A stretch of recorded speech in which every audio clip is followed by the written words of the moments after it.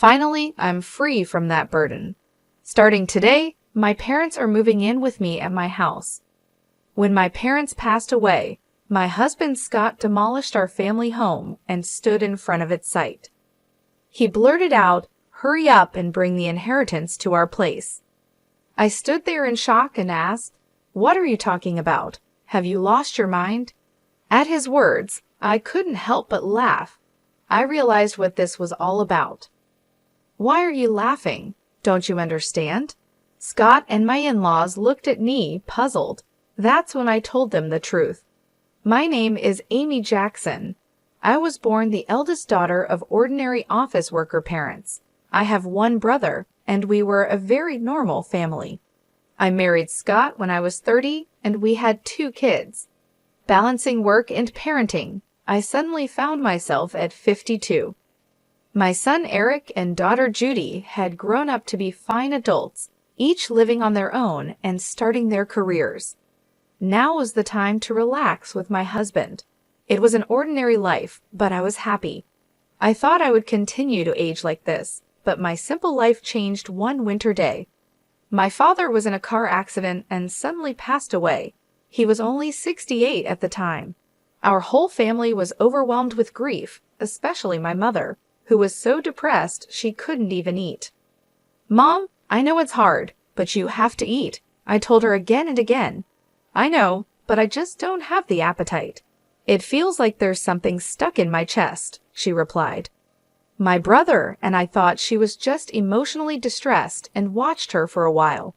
However, she rapidly lost weight in just 3 weeks. Worried, I took her to the hospital. The diagnosis from the doctor was shocking. Cancer. The cancer was advanced, and surgery wasn't an option. She had about a year left to live. I hadn't had the chance to really take care of my parents yet. When I thought I had lost my father, now my mother was facing this illness. I was even more devastated than when my father passed, but I couldn't grieve forever. My brother lived far away and couldn't help, so it was up to me to take care of my mother. I told Scott that I wanted to live with my mother. I couldn't leave her alone, both emotionally and physically, during her illness. But Scott's reaction surprised me. "We just finished dealing with your dad's funeral, and now I have to be dragged into more of your family's issues," he said with a sigh, clearly annoyed. "You don't have to say it like that. Can't you just drive her to the hospital and back?" "Do we really have to live with her?" I asked. "I think she might feel lonely. If it's not okay, maybe I can just live at my family home for a while," I suggested. Scott became indignant. "And who's going to take care of my meals while you're gone?" "I'll come and cook, of course." "What about cleaning? Who's going to do the laundry?" he demanded. I fell silent. I intended to do what I could, but I couldn't do everything as before. Being confronted with this reality hurt. If someone said I was being selfish for wanting to care for my mother, I wouldn't be able to argue back. I'm sure my mother, being considerate, would say everything is fine as it is, but I really wanted to do something for my parents. "Fine, but I'm not helping with anything, you hear?" Scott grudgingly said to my silence. His attitude was arrogant, but he had ultimately agreed. "I'm sorry and thank you," I said. Although I thought he was being awful, he had agreed to my wish. I suppressed my desire to argue back and thanked him. Despite the trouble, Scott and I started living with my mother at my family home. We had originally been living in a house provided by Scott's employer. Scott was an only child, and since his father really wanted us to live together, we didn't plan on buying our own home. We were going to eventually move in with Scott's parents.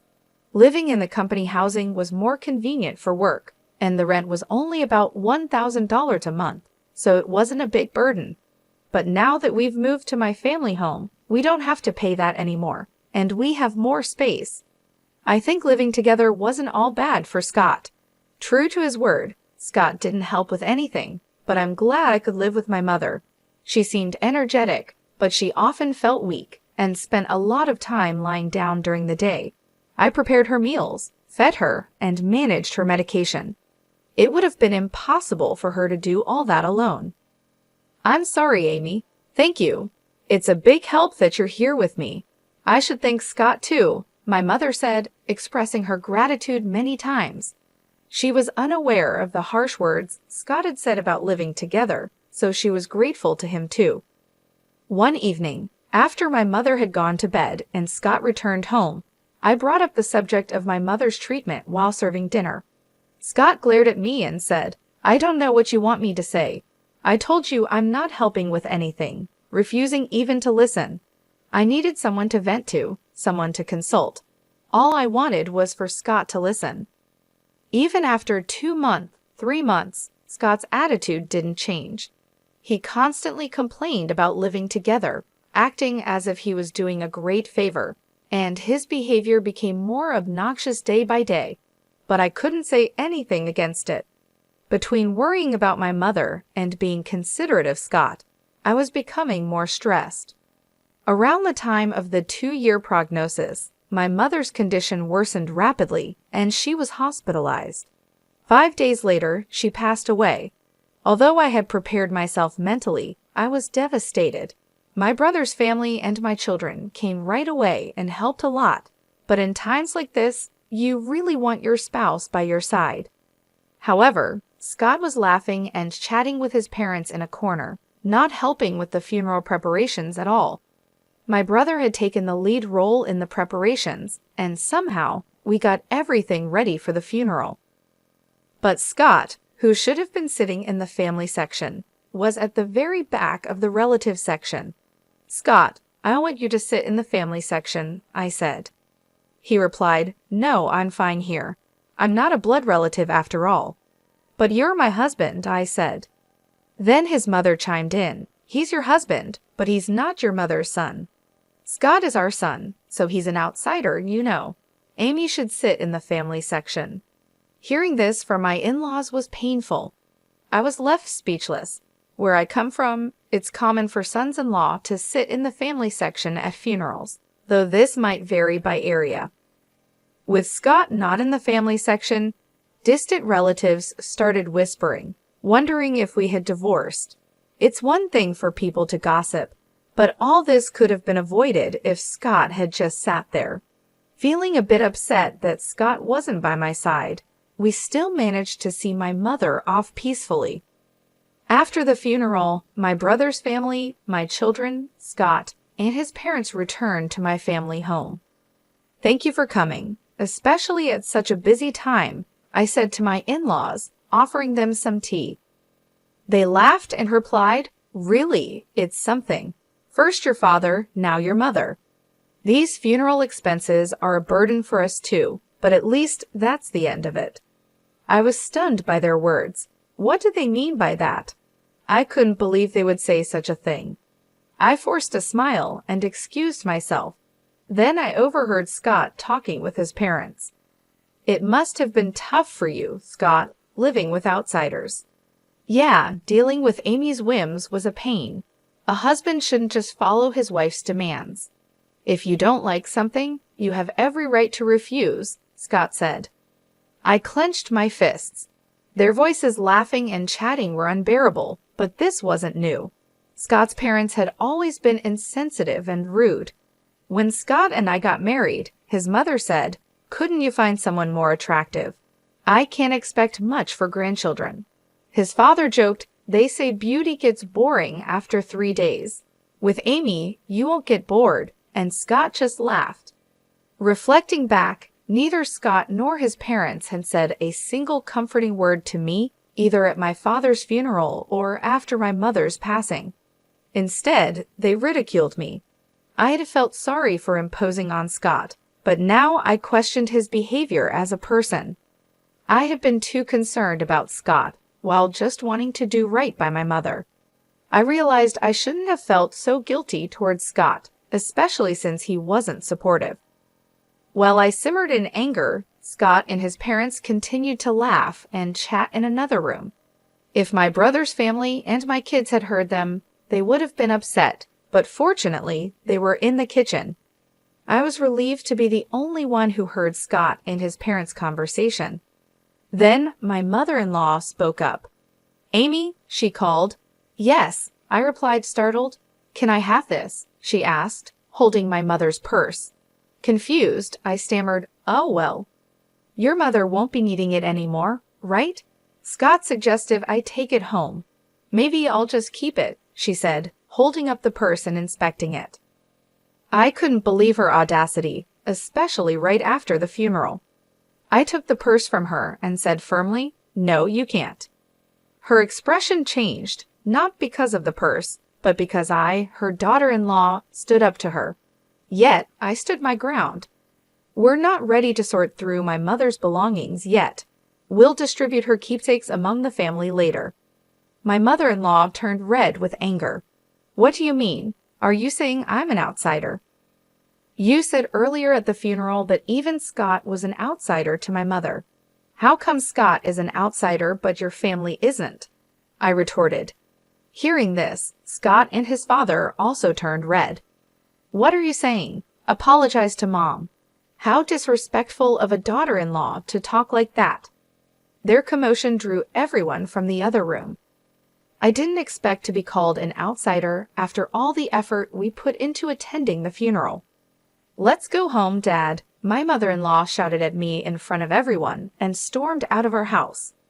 For some reason, even Scott was angry and left with his parents. "What happened? Did you really call your mother-in-law an outsider?" everyone asked me. Having heard only her side, taken out of context, it might have seemed like I was the one being harsh. But I explained the situation to everyone, and not a single person blamed me. Grandpa and Grandma should be more considerate of other people's feelings. That's just how Dad, Grandma, and Grandpa have always been. My children sided with me. But I still couldn't forgive those three. Scott hadn't come home for a while since that day, and I hadn't contacted him either. I didn't think I should be the one to apologize, and I wasn't sure if I could forgive him even if he did. But I knew things couldn't stay this way forever.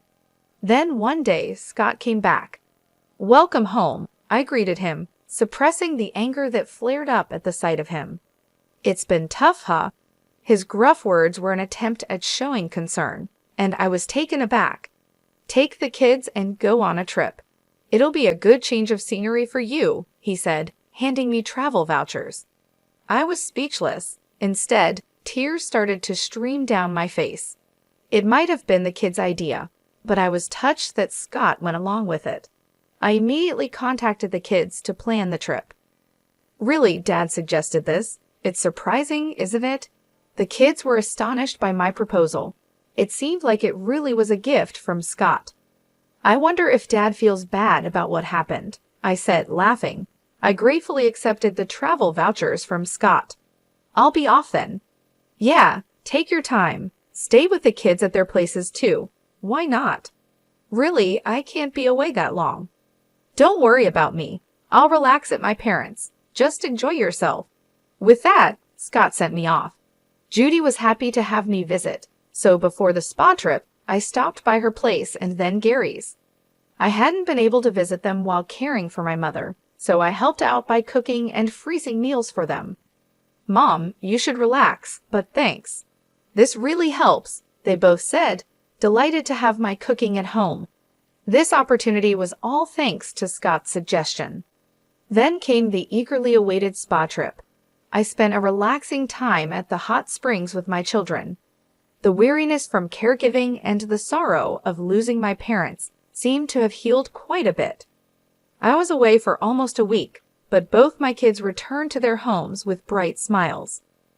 "That was fun. We should thank Dad for once." "True, just this once. But I wonder if he's up to something," Judy joked. "Don't say that. Dad thought about us in his own way," I laughed.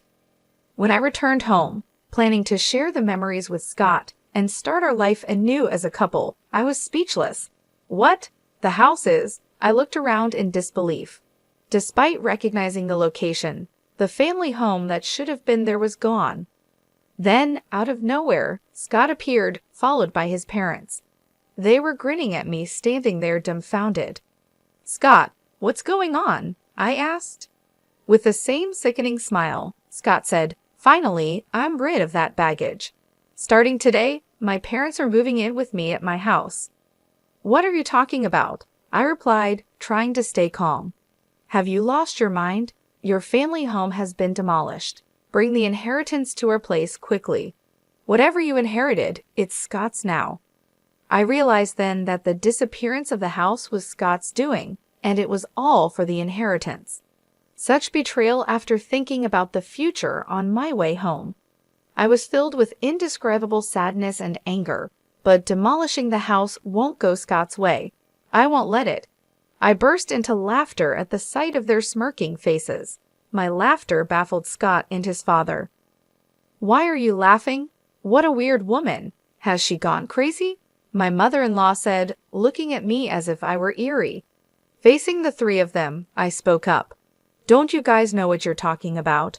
I haven't inherited a single penny, so there's no inheritance. After saying that, I burst into laughter again. They had mistakenly thought they'd become rich from the inheritance.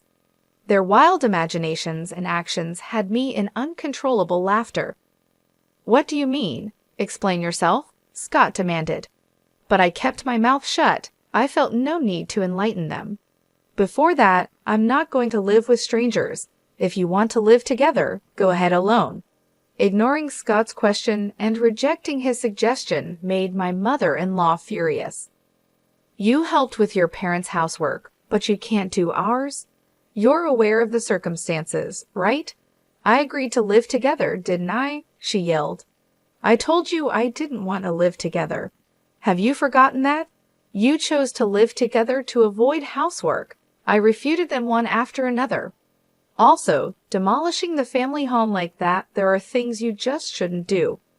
I yelled at them and then left. Behind me, Scott's voice called out, Where are you going? But I didn't look back. Right now, I needed to find a place to sleep for the night, and I really didn't want to see Scott's face. I immediately consulted a lawyer. Demolishing a house couldn't be that easy.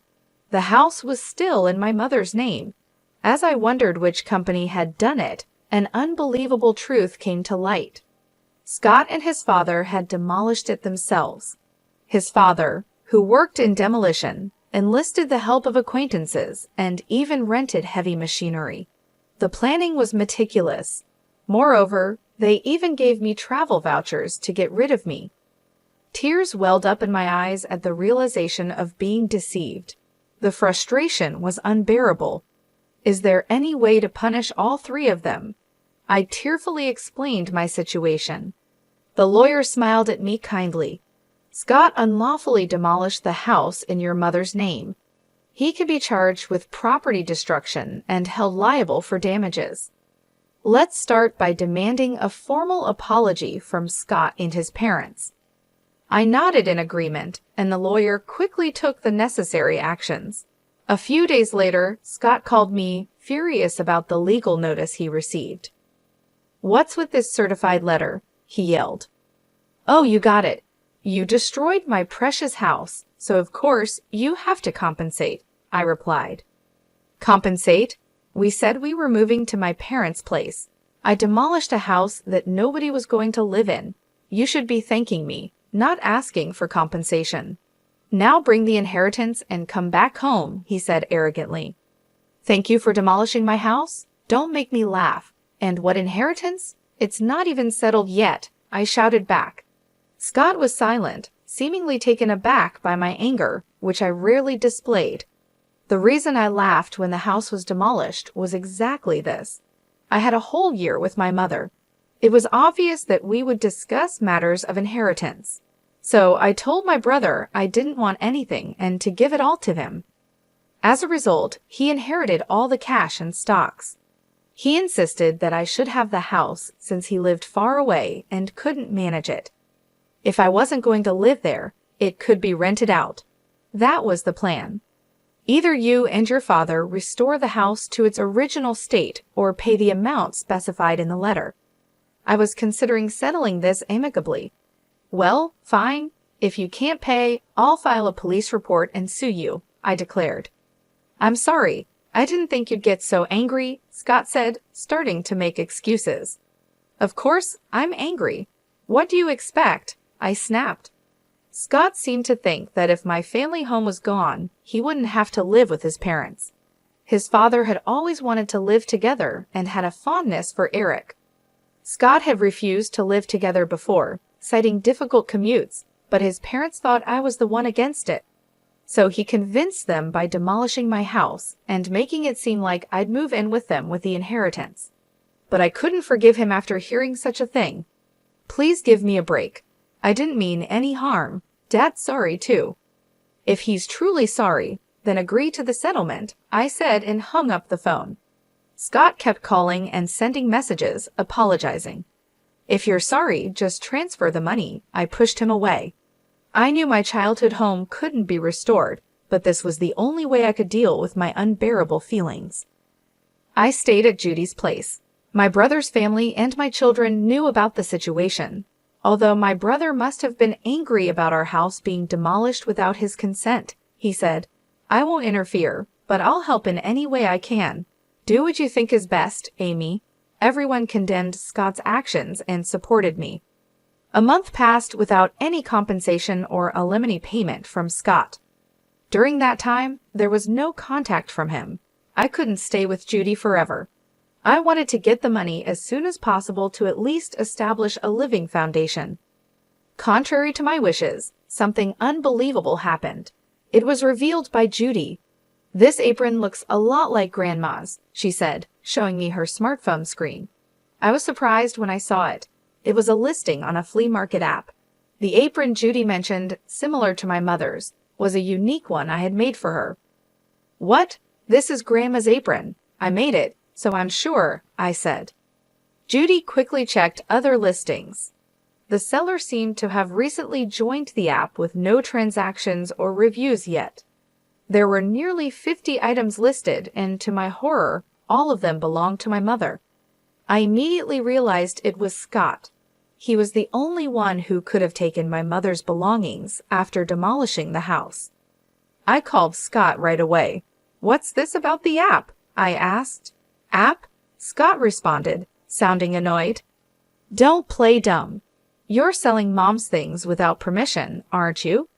Cancel those listings right now, I demanded. Scott, sounding panicked, replied, What? No, it wasn't me. Who else would do such a thing? I'm coming over right now to get everything back, I said and hung up. Then I immediately headed to Scott's parents' house with Judy. Where are Mom's things? I demanded as soon as we arrived, confronting Scott at the door. I don't know anything about it, he stuttered. Tell the truth, Dad. Judy joined me in pressuring Scott. He seemed flustered. Scott's parents noticed our presence and came out. Oh, Judy, you're here, Scott's mom greeted, smiling at the sight of her granddaughter. Angry, Judy said, Grandma, tell Dad to tell the truth. The truth? Grandma's belongings that passed away recently? Dad seems to be selling them, Judy said. At Judy's words, Scott's mom burst into laughter. Scott, with a troubled look, kept repeating, It really wasn't me. Then his mother loudly exclaimed, Scott is selling them. That's impossible. I am the one selling them. I felt my blood run cold. Scott probably knew about it. With a look that almost said, This is bad, he turned to his mother. Despite Judy's shock, his mother cheerfully continued. What? It's a lot of work, you know. I have to pack everything carefully and make sure the photos look good. She seemed oblivious to the fact that she was selling stolen goods, chatting happily about the app. I struggled to restrain myself from lunging at her. Cancel the listings. Those are yours to sell. Judy, red with anger and tears in her eyes, pleaded with her grandmother. However, Scott's mother seemed displeased. What's the big deal? I finally found a hobby I enjoy. I use the things I can and sell the rest for a little pocket money. It's good for preventing dementia. I'm the only grandma left, so Judy wants me to stay healthy and live long, right? She said nonchalantly. Pleading with her to stop had no effect. There was no sign of remorse. If talking won't help, then action is the only option. Judy, let's go. But, it's okay. Let's go, I insisted, pulling Judy out of the house and heading straight to the police station. I wasn't planning to file a report for the demolition of the house, but theft was a different story. When I explained to the police that my mother's belongings were being stolen and sold, they acted immediately, and Scott's mother's account on the flea market app was suspended. The items wouldn't be sold anymore. I called Scott on the way back from the station. I had your mother's account stopped. You knew about it, right? You're complicit. No, I filed a police report about this. Please cooperate with the investigation. Scott became frantic. What? We're family, right? Withdraw it, please. Family? You still haven't paid any compensation for the house or alimony, and there's no sign of remorse. Faced with my shouting, Scott was taken aback. Despite everything, I still had feelings for Scott, having lived with him for so long. Sighing, I said, I'll wait for the money, but I won't forgive the theft. Return everything. And Scott, your father looked quite unwell. Has he seen a doctor? What? I'm not a monster, so just passing on that message, I said and hung up. Scott's father, whom I had just seen, was alarmingly thin and hadn't spoken much. His complexion was more than just pale, it was unnaturally dark. His ill health was obvious, but that family probably hadn't noticed. His wife was nonchalantly selling stolen items, and Scott only acted tough with me. They lacked any real concern for others. The next day, I received a call from Scott's father. Expecting it to be a thank you call, I answered. I got the complete opposite reaction. What do you mean by treating me like a sick person? Planning to dump me in a hospital to get rid of the hassle? I need to protect Scott and my wife from you. I'm not going to any hospital, he scolded. It was shocking to be reprimanded when I was just concerned. Sorry for overstepping. I was just worried. Humph, I'm not frail or short-lived like your parents. Don't make a fool of me, he snapped. I was infuriated by his words, but a few days later, he apparently felt unwell enough to visit the hospital. The diagnosis was terminal cancer. Scott called me in a panic. Dad's got terminal cancer. What am I going to do? I just snorted. I don't know. What did he say when I suggested going to the hospital?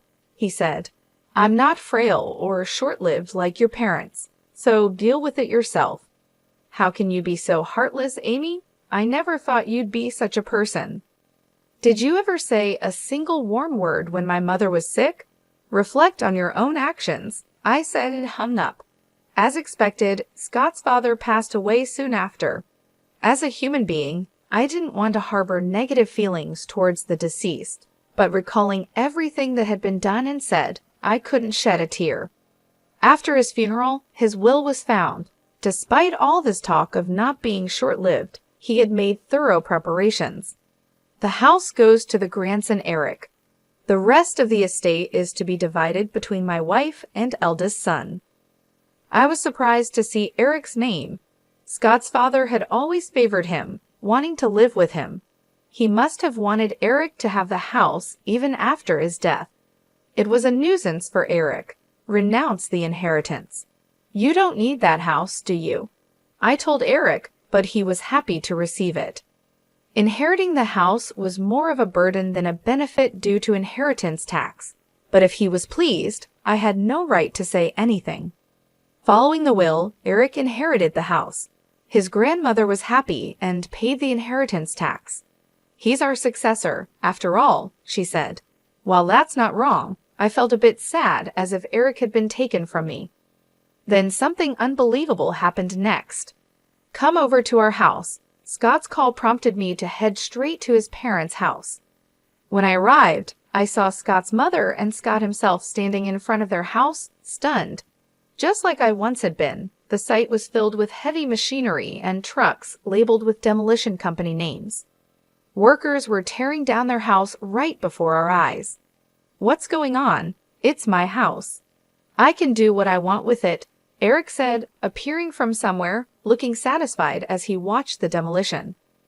Eric, what are you doing? Stop this right now, Scott shouted.